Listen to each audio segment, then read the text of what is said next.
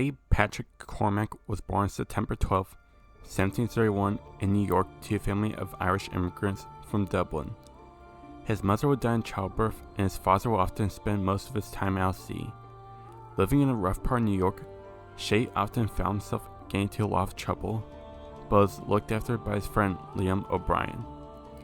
One day while at sea with his father, a severe storm would hit, leaving only he and a few crewmates alive. Shay would wander the streets picking fights in taverns until he would be approached by his friend Liam, who introduced Shay to his mentor Achilles Davenport. Over the years, Shay would devote himself to the creed, but found himself questioning the order.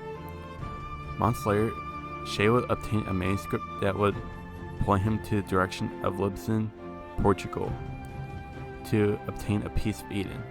But after picking it up, it would disintegrate, causing a massive earthquake that took countless of lives.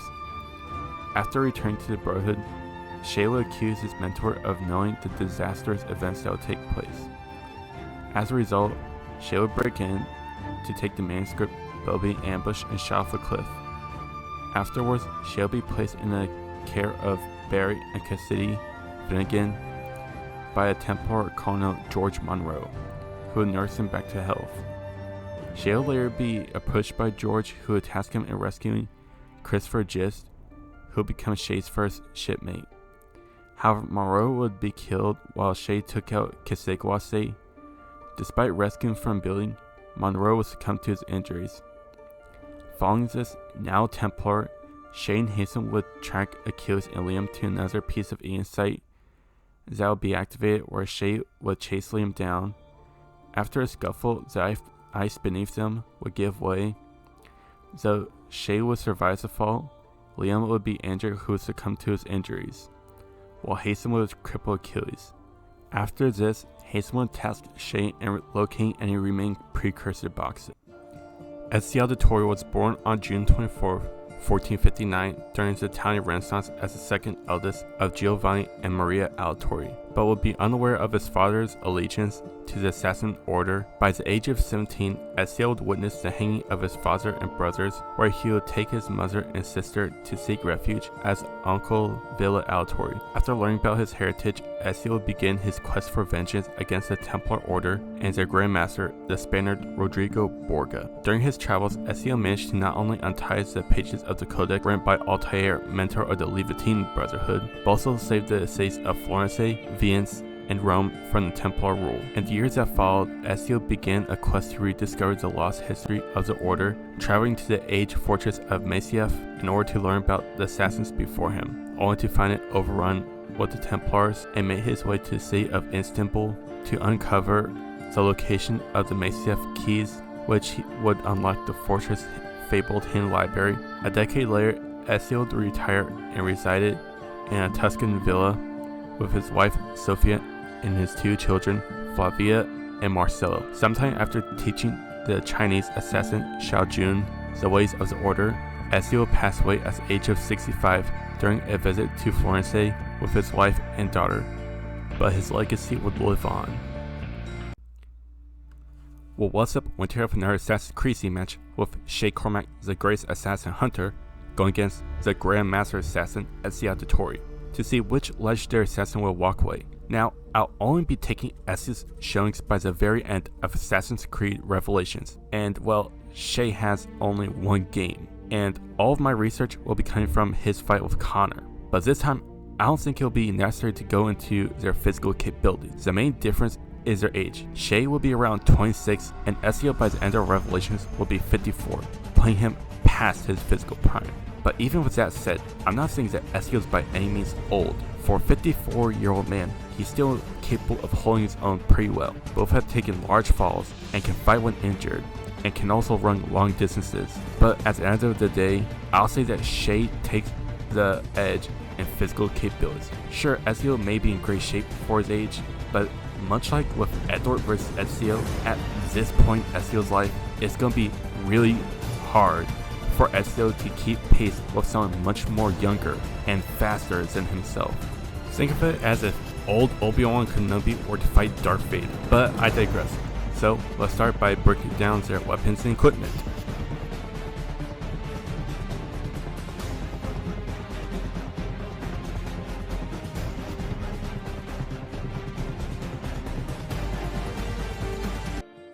Shay carried a total of 6 weapons.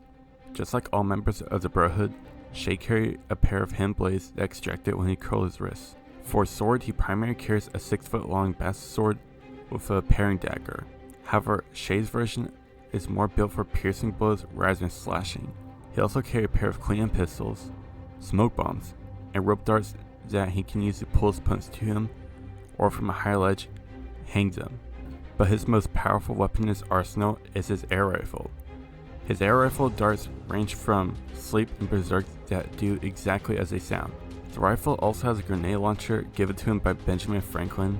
The grenade launcher rounds vary from explosive that can destroy wound structures, sleep, and berserk gases that again do exactly as they sound.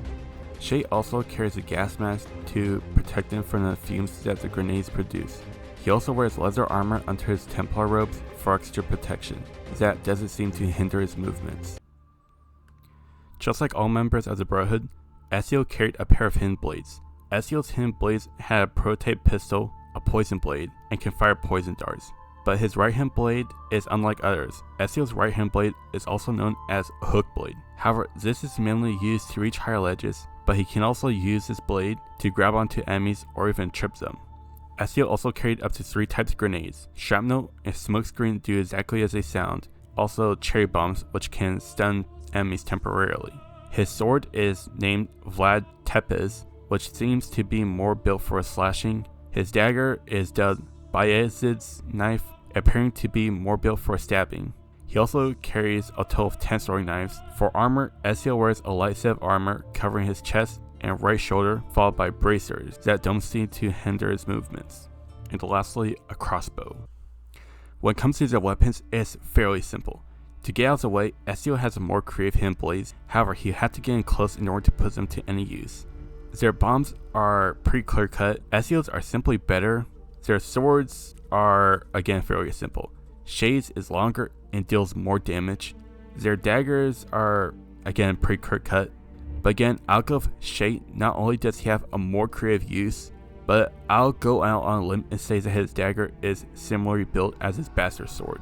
When it comes to their armor, I have to favor Ezio by default. His armor is more durable and covers more vital parts, and is likely made out of a more durable material.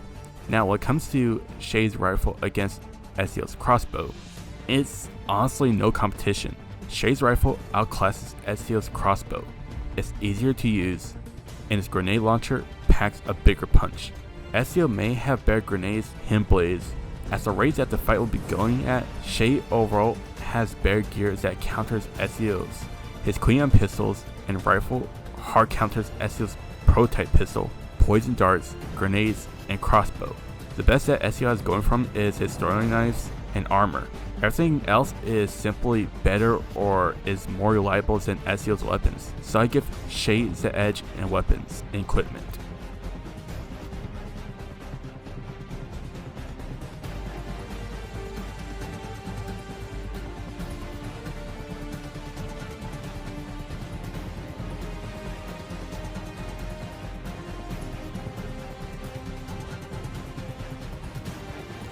Just like all of my previous fights involving combatants that use weapons, I'll be using Star Wars lightsaber fine points to better analyze and illustrate how a combatant approaches combat.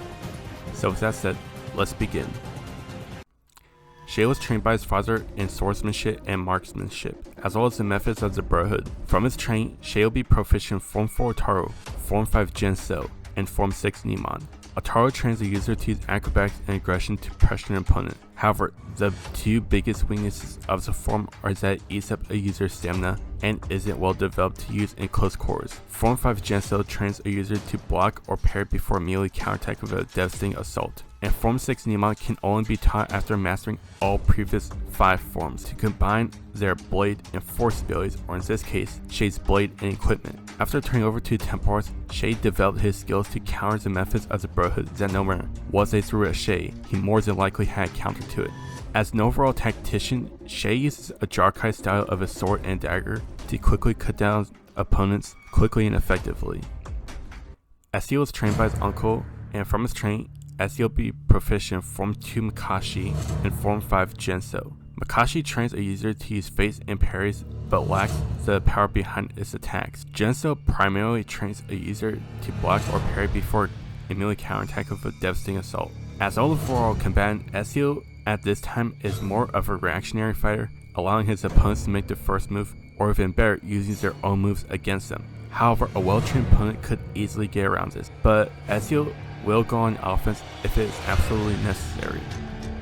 I'm really not going to waste anyone's time on this. Ezio may be the greatest assassin of his time, but relying on such a defensive style against the greatest assassin hunter in the history of the Templar Order is perhaps the worst approach to ever take. I mentioned this before and I'll say it again. Having a defensive style isn't bad, but it only holds any value if you have the skills to back it up, the tactics to support it, or can constantly turn the tables on your opponent. Ezio may have swordplay to back it up, however, Shay's approach is simply overall more flexible and is specifically designed to counter members of the Brotherhood. In short, Ezio's combative approach isn't as pressuring as Edward's, and lastly, isn't as creative as Connor. And Ezio is a prime example of how members of the Brotherhood are supposed to operate. They're supposed to take out the target and get out as quickly as possible, and only fight under the condition that escape is not an option. But Shay has not only built his skill set better, but developed counters to what members of the Brotherhood are taught. So I give Shay the edge in combat skills and tactics, as well declare him the winner.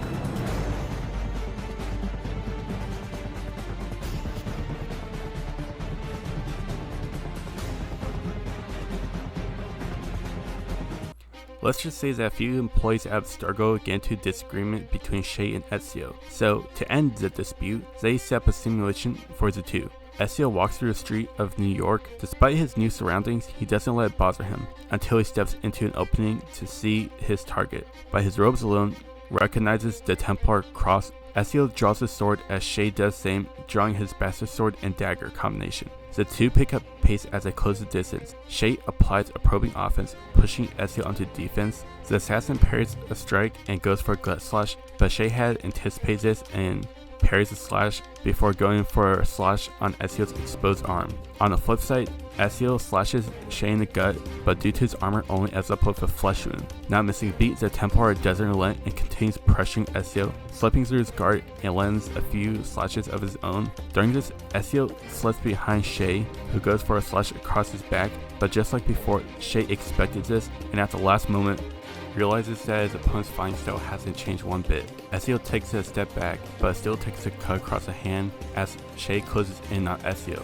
The assassin tosses a throwing knife that goes into Templar's shoulder. Now playing catch up, knocks a dagger from Shay's hand.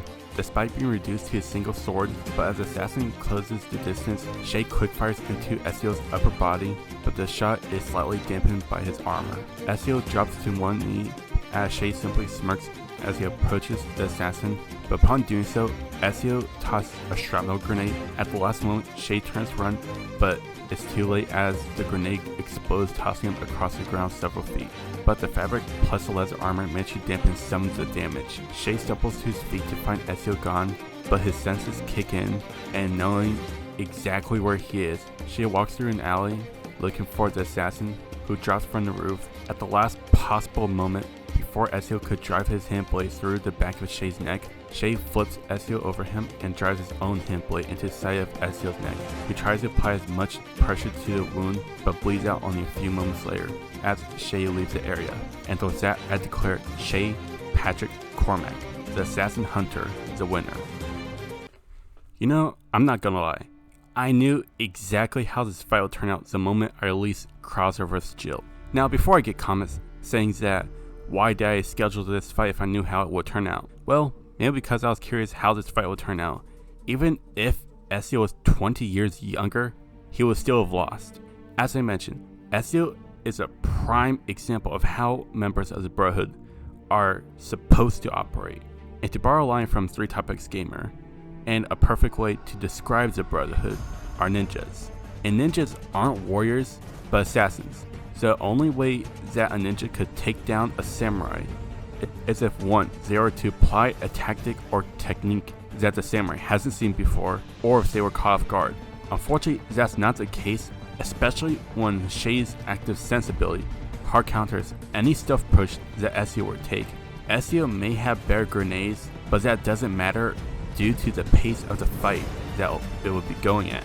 And what weapons Ezio has don't come close to Shay's, who can not only apply his weapons better. So was this fight close to what I had anticipated?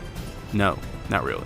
There are only a few assassins who could challenge Shay, and Ezio is not one of them. And just to clear this up so I don't anger the Ezio fans, allow me to put this into simpler terms. Even if Shay was 30 years older, Shay would still win. Shay has perfectly developed his tactics to counter the Brotherhood, and Shay not only masters these, but perfected them to an extent that he nearly wiped out the Brotherhood. And Ezio is really no different. As a matter of fact, he'll be very predictable that he'll be making mistake after mistake, but don't take this personally. Other than that, I digress. Be sure to like, comment, subscribe, follow me on Twitter if you care about that, and I'll see y'all next time.